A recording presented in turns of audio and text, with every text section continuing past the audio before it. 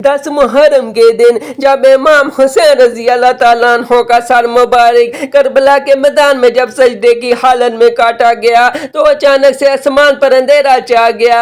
پورے کربلا کے میدان میں ایک سناٹا سا چھا گیا. سورج کو گرہن لگ گیا اور آسمان سرخ ہو گیا. بیت المقدس کی زمین سے خون ابلنے لگا. خانہ کعبہ ہلنے لگا. رسول اللہ صلی اللہ علیہ وآلہ وسلم کی قبر مبارک سرخ ہو گئی. یہ دیکھ کر یزید کی فوج کانپنے لگی. آج آپ کو اس ویڈیو میں ہم ایسے مبارک پتھر کے بارے میں بتائیں گے جس کے اوپر امام حسین علیہ السلام کا کٹا ہوا سر رکھا گیا تھا اور اس پتھر سے ہر سال 10 محرم کے دن خون بہنے لگتا ہے اور یہ پتھر 10 محرم کے دن پورا خون سے سرخ ہو جاتا ہے. حضرت امام حسین علیہ السلام کی یہ ایسی زندہ کرامت ہے جس کو دیکھ کر آج بھی لوگ حیران اور پریشان ہو رہے ہیں. حضرت امام حسین علیہ السلام کی فضیلت اور مرتبہ کا اندازہ ہم کیا لگائیں گے جن کے بارے میں خود رسول پاک صلی اللہ علیہ وآلہ وسلم فرماتے تھے کہ حسین مجھ سے ہے اور میں حسین سے.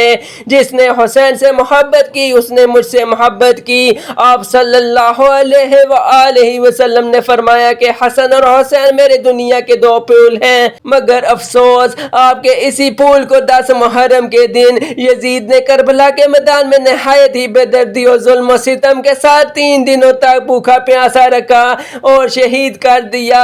دوستو 10 محرم کا ہی وہ دن ہے جس دن آپ اور آپ کے عزیزوں کی شہادت ہوئی تھی اور اس دن آسمان بھی خون کے آنسو رویا تھا. تاریخ میں لکھا ہے اس دن بیت المقدس میں جس بھی پتھر کو الٹایا جاتا تھا اس کے نیچے سے تازہ خون نکلتا تھا اور اس دن خون کی برسات اس طرح سے ہوئی تھی کہ اس کا اثر مدتوں تک لوگوں کے گھروں اور دروازوں تک دیکھا گیا تھا.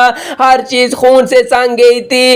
اس وقت خون کی بارش بصرہ، کوفہ، سیریا تک جا پہنچی تھی اور لوگوں کو یقین ہو گیا تھا کہ اللہ کا عذاب نازل ہو چکا ہے. دوستو جب حضرت زینب کو یزید کے محل میں قیدی بنا کر لے جایا گیا تھا تو وہاں پر بی بی زینب نے خطبہ دیا تھا جس کے آخر میں حضرت زینب نے کہا تھا کہ اے ظالموں، تحجب نہ کرنا اگر ہماری اس مصیبت پر آسمان سے خون برسے تو، اگر ندی نالے خون سے بھر جائیں تو تم تحجب نہ کرنا.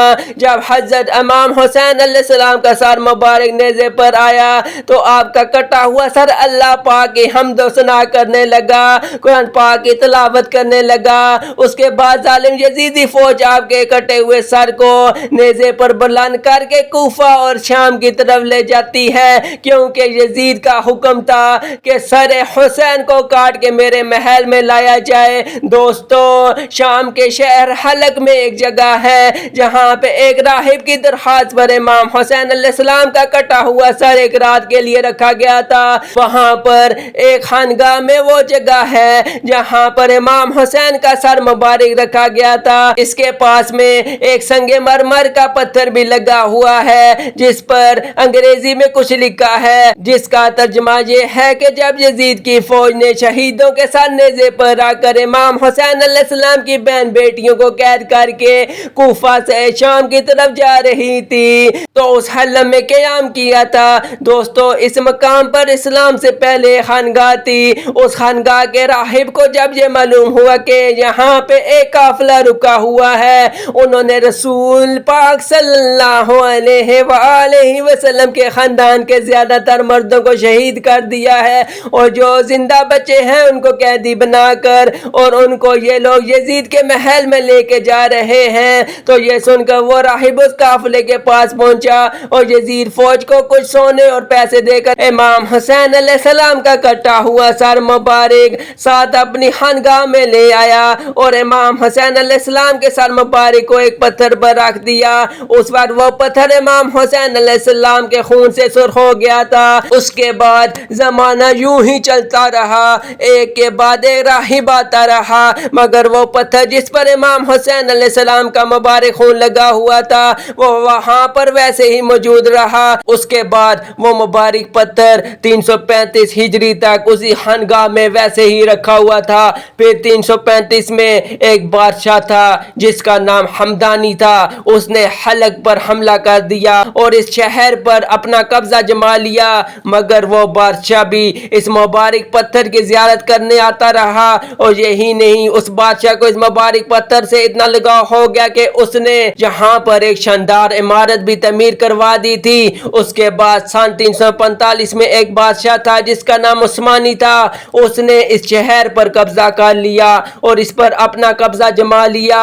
मगर यह बादशाह इतना जालिम था कि इसने लोगों को इस मुबारक पत्थर की ज़ियारत करने से रोक दिया और उस इमारत को जिसमें यह मुबारक पत्थर रखा हुआ था इसने अपने हथियारों का गोदाम बना लिया। उसके बाद अल्लाह की शान देखें और हजरत इमाम हुसैन अलैहिस्सलाम की करामत देखें कि कुछ ही दिनों के बाद में यानी 20 मुहर्रम 347 हिजरी को अचानक से इस इमारत में एक जोरदार धमाका हुआ और ये इमारत पूरी तरह से जलकर खाक हो गई। मगर ये तरी ही पत्थर बिल्कुल महफूज रहा, मतलब इस मुबारक पत्थर को कुछ भी नहीं हुआ, ये वैसा ही वैसा वापस मिल गया।